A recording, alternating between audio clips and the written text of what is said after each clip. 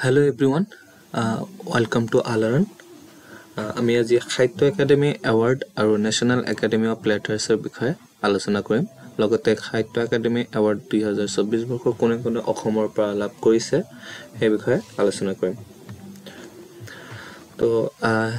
National academy of literature 1954 যেটো সাহিত্য academy award সাহিত্য একাডেমি বুলি জনা যায় 1954 ত এষ্টাবলিশড হয়। কিন্তু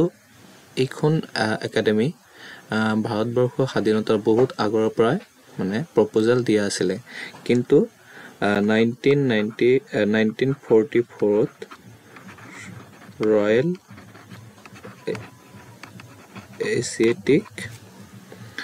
ৰয়েল এছিয়াটিক সোসাইটি অফ বেংগলৰ এটা প্ৰপোজাল একসেপ্ট কৰে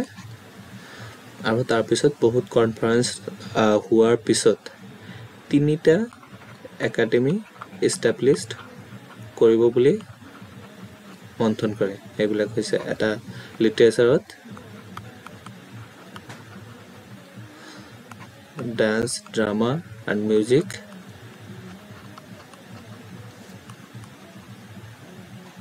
আৰু এটা হৈছে আৰ্টছ ভিজুৱেল আৰ্টছ। ঠিক আছে, তাৰপিছত ফৰ্মেলি ইনগ্ৰেট কৰে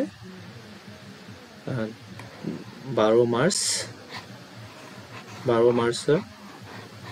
1955 ফৰ্মেলি ইনগ্ৰেট কৰে বাই সৰ্বপল্লী ৰাধাকৃষ্ণন, তেতিয়া ভাইচ প্ৰেচিডেণ্ট। 12 March 1954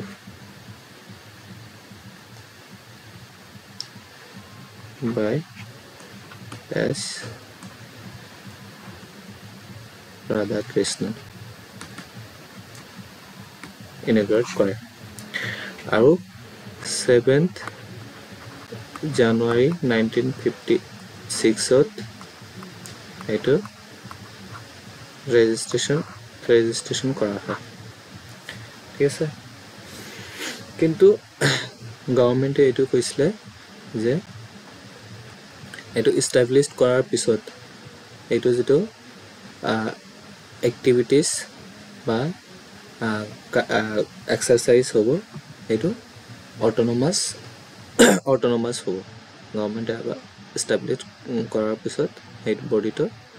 অট'নমাছ হ'ব। তো মিনিষ্ট্ৰী অফ কালচাৰৰ আণ্ডাৰত এইটো এটা অট'নমাছ বডি।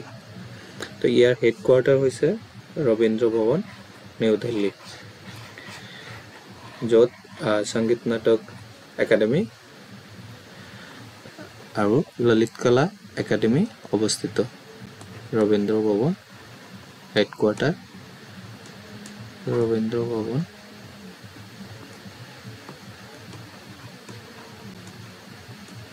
নিউ দিল্লী। সংগীত নাটক একাডেমি যেটো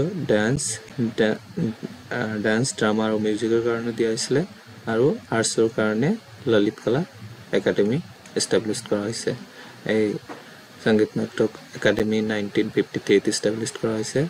আৰু ললিত কলা একাডেমি 1954 এষ্টাবলিছ কৰা হৈছে। তো ইয়াৰ বৰ্তমান প্ৰেচিডেণ্ট হৈছে মাধৱ কৌশিক আৰু ছেক্ৰেটাৰী হৈছে কে শ্ৰীনিবাস ৰাও। আৰু যেটো এৱাৰ্ডত কি দিয়া হয় তাৰ ভিতৰত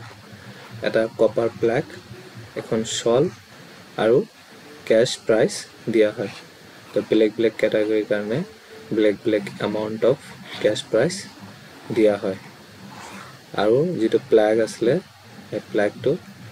ডিজাইন কৰিছে ইণ্ডিয়ান ফিল্ম ডিৰেক্টৰ সত্যজিৎ ৰয়, ফেমাছ ফিল্ম ডিৰেক্টৰ। তেখেতৰ বহুত মুভি আছে ভাল। তো তেখেতে ডিজাইন কৰিছিলে। তো সাহিত্য একাডেমিয়ে প্ৰতি বছৰে 24টা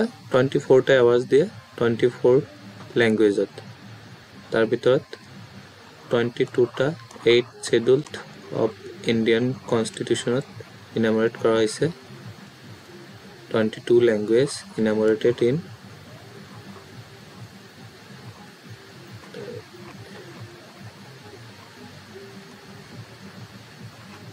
Eighth Schedule of Indian Constitution.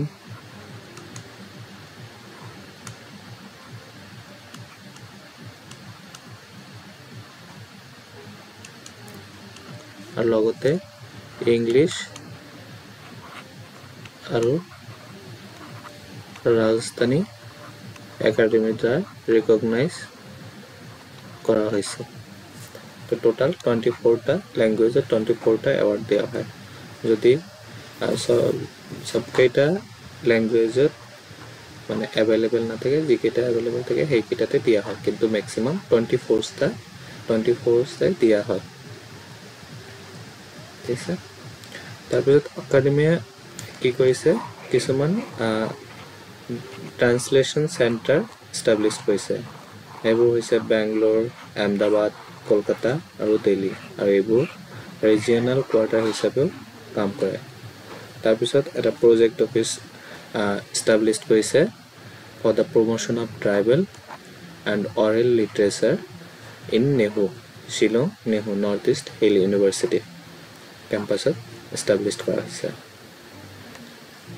এতিয়া হ'ল ক্যাটাগৰী তো সাহিত্য একাডেমি এৱাৰ্ড ইয়াত কি দিয়া হয় এখন শল কপাৰ প্লাক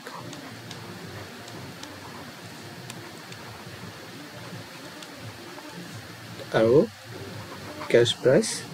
1 লাখ ঠিক আছে এটো 1955 ৰ পৰা স্টাৰ্ট হৈছে আৰু ইয়াৰ কিছুমান ক্ৰাইটেৰিয়া আছে যে বুক যেটো পাবলিশ হয় 5 বছৰতকৈ বেছি হ'ব নোৱাৰিব যেটো বছৰত এৱাৰ্ড দিয়া হৈ আছে যেনেকৈ 2024 বৰ্ষৰ কাৰণে সিলেক্ট হ'বলৈ 2019 ৰ ভিতৰত হ'ব লাগিব 2018 ত হ'লে নহ'ব তো এনে আৰু কিছুমান ক্ৰাইটেৰিয়া আছে পিছত ডিসকাস কৰিম তো 1955 ত অসমৰ পৰা প্ৰথম যিজন সাহিত্য একাডেমি এৱাৰ্ড লাভ কৰিছিল যতীন্দ্ৰনাথ দুৱৰা তেখেতৰ কবিতা পুথি বনফুলৰ কাৰণে প্ৰথম অসমীয়া লাভ কৰিছিল সাহিত্য একাডেমি এৱাৰ্ড বনফুল ঠিক আছে তাৰপিছত সাহিত্য একাডেমি ইউবা এৱাৰ্ড বা ইউবা পুৰস্কাৰ এটো 2011 ৰ পৰা ষ্টাৰ্ট কৰিছে বাল সাহিত্য পুৰস্কাৰ 2010 ৰ পৰা ষ্টাৰ্ট হৈছে তাৰপিছত একাডেমি ট্ৰান্সলেশন এৱাৰ্ড 1989 আৰু এই তিনিটাত প্লাক শল আৰু ক্যাশ প্ৰাইজ 50,000 দিয়া হয় ঠিক আছে তো ইউবা এৱাৰ্ডৰ কাৰণে যিজন ক্যান্ডিডেট আছে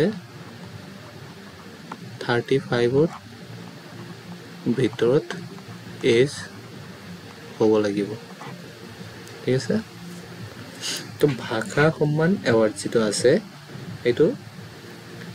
দিয়া হয় মানে শল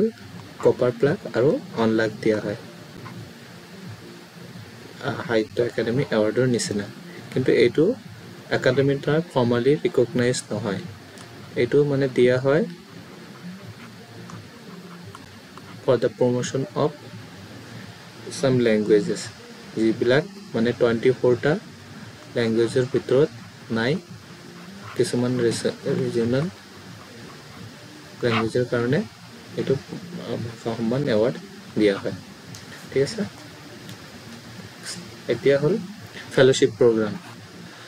সাহিত্য একাডেমি ফেলোশিপ এৱাৰ্ড যেটো হয় এটো 1968 ৰ পৰা দিয়া ষ্টাৰ্ট হৈছে আৰু প্ৰথম যিজনে পাইছিলে সেইজন হৈছে এস ৰাধাকৃষ্ণন সৰ্বপল্লী ৰাধাকৃষ্ণন এটো একাডেমিৰ দ্বাৰা দিয়া সবতকৈ হাইয়েষ্ট অনাৰী এৱাৰ্ড আৰু এটো কোৱা হয়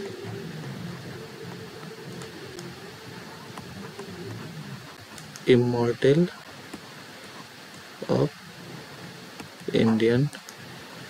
literature বহুত ইণ্ডিয়ান লিটাৰেচাৰ কণ্ট্ৰিবিউশ্যন দিছে তেখেতসকলক এইটো দিয়া হয় আৰু এইটো এটা টাইমত 21টা দিয়া হয় আৰু এইটোৰ কাৰণে the candidate must be Indian national citizen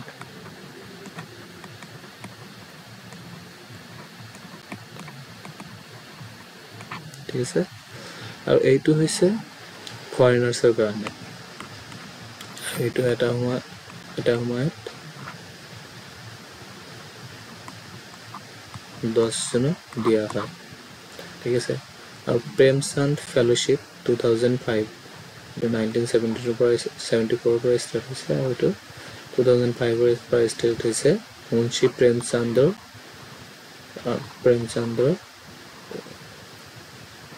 125th birth anniversary উপলক্ষে এইটো ষ্টাৰ্ট কৰা হৈছে আৰু ইয়াত 1 পৰা 3 months লৈকে ফেলোশ্বিপ ডিউৰেশ্যন হয় ষ্টাইপেণ্ড দিয়া হয় লগতে কিছুমান এলাউন্সেছ দিয়া হয় আৰু তেনেকৈ আনন্দ কুমাৰ স্বামীতো চেম প্ৰচেছ হয় এইকেইটাৰ ভিতৰতে আৰু এইটো 1996 পৰা ষ্টাৰ্ট কৰা হৈছে তো এইবাৰ অসমৰ পৰা কোনে কোনে লাভ কৰিলে তো অসমৰ পৰা সমীৰ তাঁতী তাৰ পয়েট্ৰি কালেকশ্যন ফৰিংবৰে বাটৰ কথা জানে এইটো 21ত পাব্লিছ হৈছিলে আৰু তেখেতে 2019তো শৰ্ট লিষ্ট হৈছিলে তাৰ কি আছিলে কায়া গল্পৰ বেলা বুকৰ কাৰণে আৰু তেখেতে 2012 চনৰ আসাম ভেলী লিটাৰেচাৰ এৱাৰ্ড লাভ কৰে আসাম ভেলী লিটাৰেচাৰ এৱাৰ্ড লাভ কৰে আৰু তেখেতৰ আন কিছুমান পুথি আছে 2001ত পাব্লিছড হৈছিলে কদম ফুলৰ ৰাতি আৰু কিছুমান কবিতা কিছুমান পুথি আছে এইবিলাক চাই ল'ব আৰু অৰুণ ৰাজা তেখেতে 14টা নভেল লিখিছে আৰু 4টামান শৰ্ট ষ্টৰী লিখিছে আৰু 13 নম্বৰটো হৈছে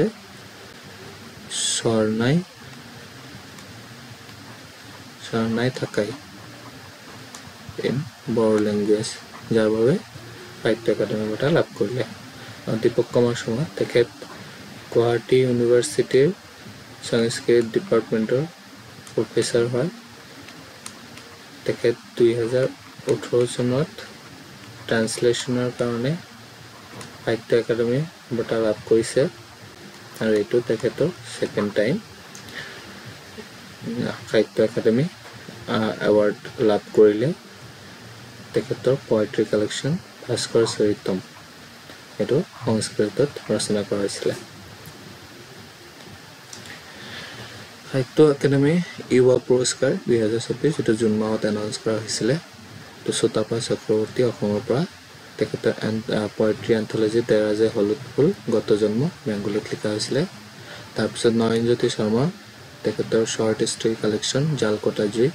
অসমীয়াত লিখা হৈছিলে তাৰপিছত সেলমেট ৰাণী বড়ো তেখেতৰ short story collection cyclone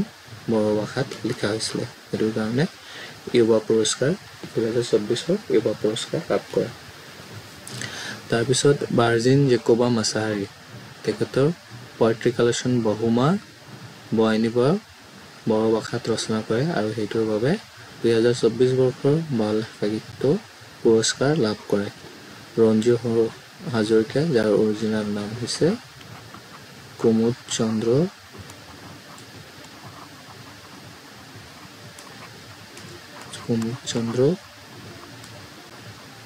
Hazarika তেখেতৰ বিপন্ন বিস্ময় খেল নামৰ উপন্যাসটিয়ে 2024 বৰ্ষৰ বাল সাহিত্য পুৰস্কাৰ লাভ কৰে।